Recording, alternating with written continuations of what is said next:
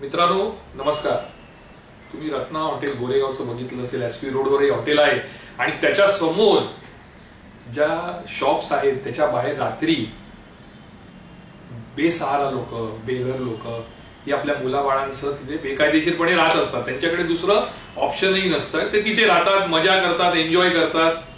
पण काल रात्री अचानक पाऊस पडला आणि त्या पावसामध्ये हे लोक इतके बिथरले, कारण संपूर्ण जमीन ओली झाली होती. मग आपल्या मुलाबाळांना झोपायला कुठे घेऊन जायचं ही मोठी चिंता त्यांच्या चेहऱ्यावर दिसत होती आणि अगदी रडलेल्या अवस्थेत ते सर्व कुटुंबीय दिसत होते.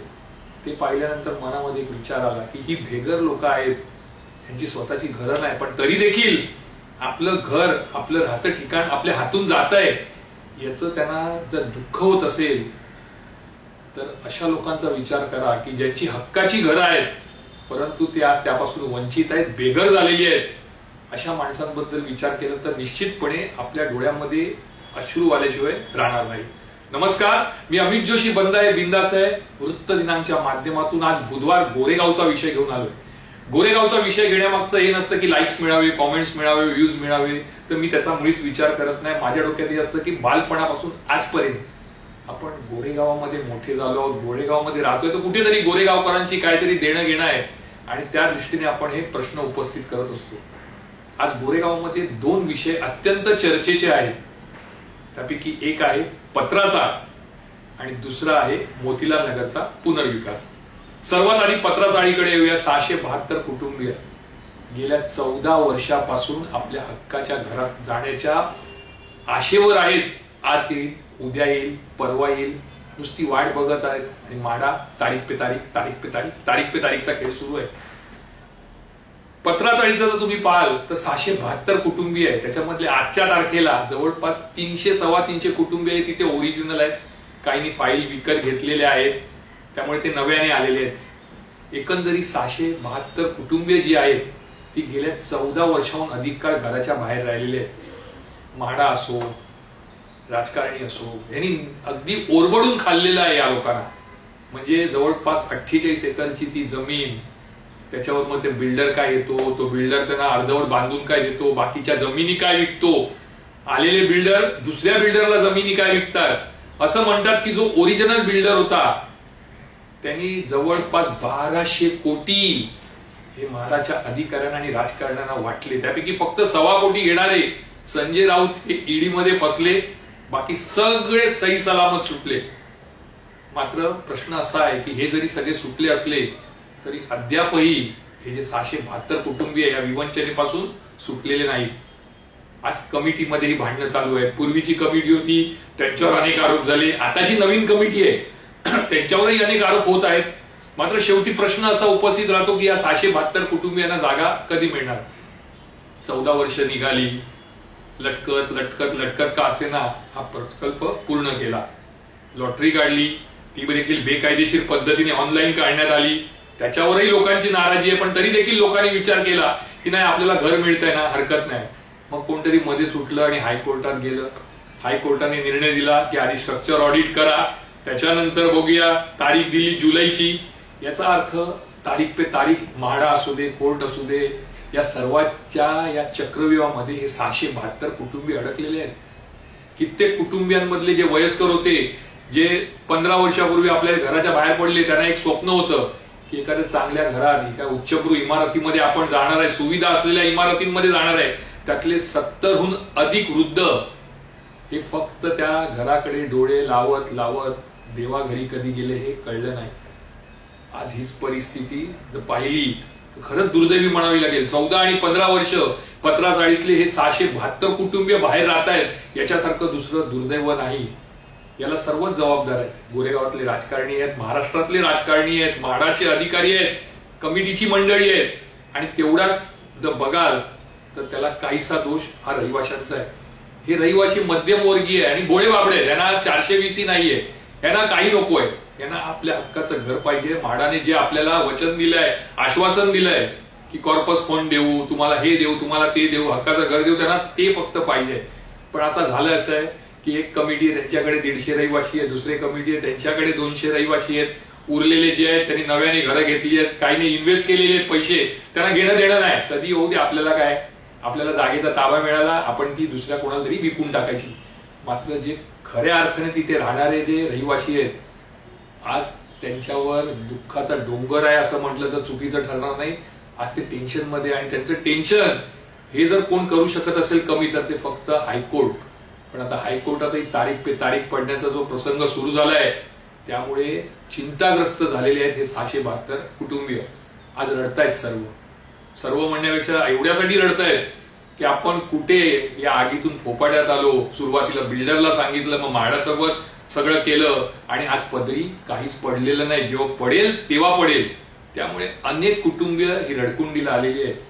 एकीकडे पत्राचाळीचे हे 672 कुटुंबीय रडत असताना, दुसरीकडे मोतीलाल नगर पुनर्विकास योजनेमध्ये जे रहिवासी राहतात 4500 कुटुंबीय, ते लढतायत. कशासाठी लढतायत? आपल्या हक्कासाठी लढतायत. म्हणजे एकीकडे पत्राचाळीचे रहिवासी जागा मिळत नाही म्हणून रडतायत, आणि आपण जर जागा दिली आणि म्हाडाने जर आपल्याला पत्राचाळीसारखं अवस्था केली तर आपण काय करायचं या विवंचनेने आज मोतीलाल नगरचे रहिवासी लढताना दिसत आहेत.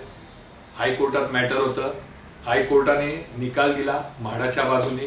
त्यामुळे म्हाडाने अगदी ठरल्याप्रमाणे ही सोन्याची कोंबडी कापण्यासाठी कोणाच्या पिंजऱ्यात पाठवली, कोणाच्या खुराड्यात पाठवली, तर ती अदानी ग्रुपच्या. आता ही कोंबडी कापणार अदानी ग्रुप. त्याच्यामध्ये खाणारे वाटेकरी कोण असणार? तर राजकारणी असणार, म्हाडाचे अधिकारी असणार, सरकारी पाहुणे असणार. कारण हा छोटा प्रकल्प नाही, 36,000 कोटीचा प्रकल्प आहे. जवळपास 142 एकरवर मोतीलाल नगरचा प्रकल्प आहे. त्यामुळे बिल्डरला भरपूर काही मिळणार आहे अदानीला. आणि जर अदानीला भरपूर मिळणार असेल तर निश्चितपणे राजकीय पक्ष, राजकारणी, म्हाडाचे अधिकारी यांना देखील त्यांचा वाटा हा चांगला मिळणार. पण त्याच्यात भरडला जाणार आहे हा मोतीलाल नगरचे रहिवासी. आज मोतीलाल नगरच्या रहिवाशांना तीच भीती आहे की म्हाडा नेमकं काय करेल. कारण म्हाडा काय करेल सांगता येत नाही.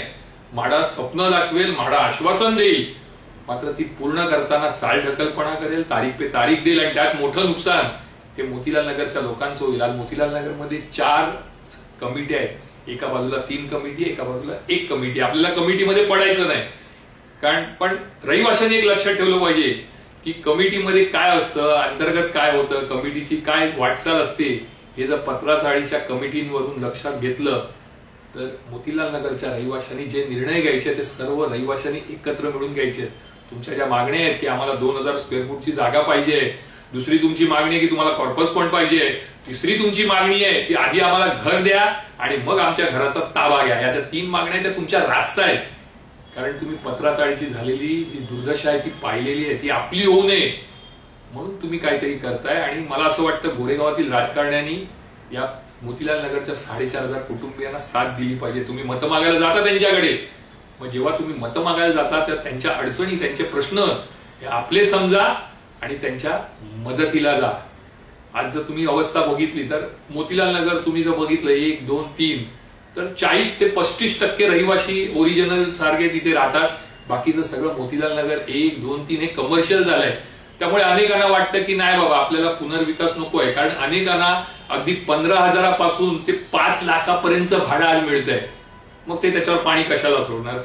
आपण 2000 स्क्वेअर फुटाची जागा घेण्यापेक्षा आपल्याला बसल्या जागी घर आपलंच आहे, जागा आपलीच आहे, आणि त्यात आपल्याला 5 लाखापर्यंत जर भाडं येत असेल तर ते सोन्याहून पिवळं आहे, ते कोण सोडणार? त्यामुळे अनेक रहिवाशांना असं वाटतं की जेवढी चालढकल केली जाईल तेवढी बरी आहे. आज हायकोर्टामध्ये हे रहिवासी संघटना ज्या गेलेल्या त्या हरल्या. एका रहिवासी संघटनेने कालच परत पुनर्विचार याचिका हायकोर्टात दाखल केली आहे. तर 3 कमिटी ज्या आहेत त्या सुप्रीम कोर्टामध्ये गेलेल्या आहेत, म्हणजे जायच्या तयारीत आहेत. आता कोर्ट आहे, तारीख पे तारीखचा हा खेळ चालणार. आणि हा खेळ चालू असताना म्हाडा आणि अदानी ग्रुप यांनी सर्वेक्षण करायला सुरुवात केलंय बेकायदेशीरपणे. त्याला तेथील रहिवाशांचा ठाम विरोध आहे. तुम्ही आम्हाला विश्वासात घ्या, आमच्याशी बोला आणि मग काय तो तुम्ही सर्वे करा, असं या रहिवाशांचं म्हणणं आहे. पण म्हाडा आणि अदानी ग्रुप ऐकायला तयार नाही. कारण दोघांच्या वरती मोठमोठे राजकारणी बसले आहेत, सत्ताधारी बसले आहेत. त्यामुळे या रहिवाशांचं काय चालणार या भ्रमात राहून चौथ्यांदा सर्वेक्षण करण्याचा प्रयत्न म्हाडाच्या अधिकाऱ्यांनी आणि अदानीच्या अधिकाऱ्यांनी केला. पण तो रहिवाशांनी आणि कमिटीने हाणून पाडला. आज मोतीलाल नगरचे जे रहिवासी आहेत 4500 ते लढतायत. कशासाठी लढतायत?